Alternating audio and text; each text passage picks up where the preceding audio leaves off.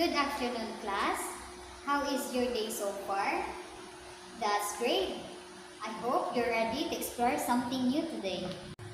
Before we begin the lesson this afternoon, let us ask the guidance of Almighty God and let us enlighten our mind to completely understand the lesson this afternoon. So would you please lead the prayer? Okay, so before you take your seats, arrange and strengthen your seats and pick up the trusses around you. Okay, so let's check the attendance. Who's absent today? Very good. I'm so glad that everyone understands the reason to coming to school regularly.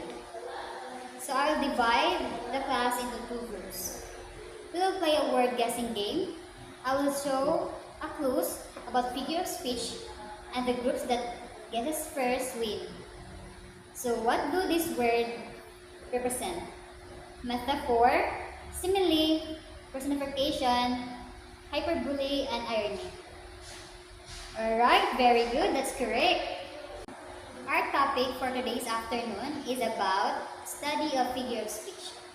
So what do these examples have in common? How do they enhance writing? So let's see in this lesson if your answer is correct.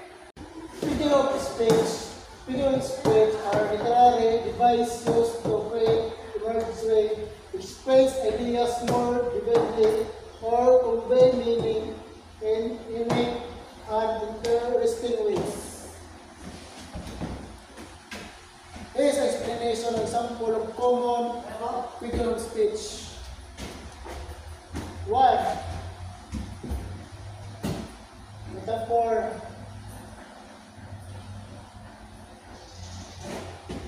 And similes.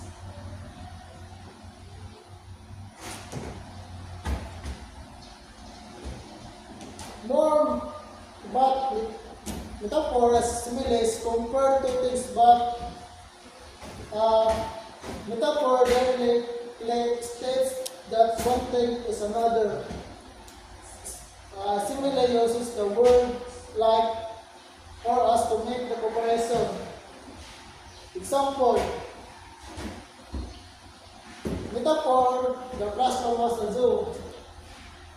The classroom is being compared to a zoo, implying its vast museum, so stick. Simile, his smile was as bright as the sun. His smile being compared to sun using as to personification.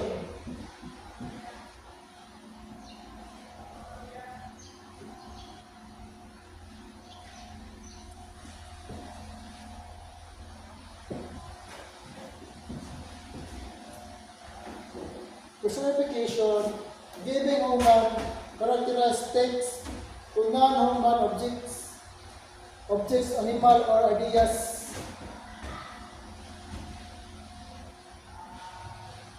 Example, the wind whispered through the trees.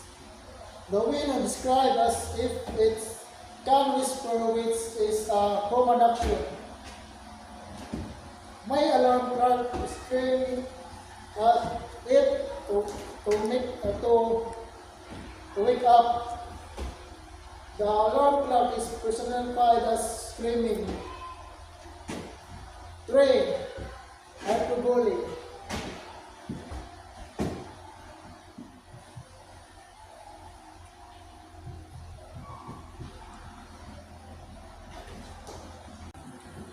Hyperbole, an exaggerated statement not meant to be taken literally, used to emphasize or humor. Example, I have a ton of homework. Exaggeration to emphasize having a lot of homework. He's hungry. Please call it a horse. Exaggeration to stress extreme hunger. 4. Irony.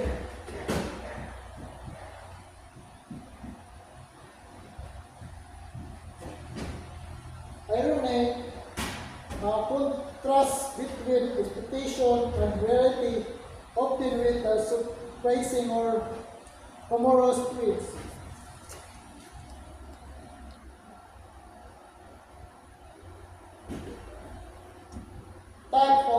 Types of irony. 1. Verbal irony, saying the opposite of what one means, often sarcastic. Example: what beautiful day, she said, as a from rain. Number 2. Situational irony, when the opposite of what is expected happens. Example: a fire station burns down. 3. Dramatic irony, when the audience knows something the character do not. So class, let's have an activities. Create sentences for each figure of speech. Work pairs, share your examples with the class, and let your classmates identify the figure of speech used. Yes, very good.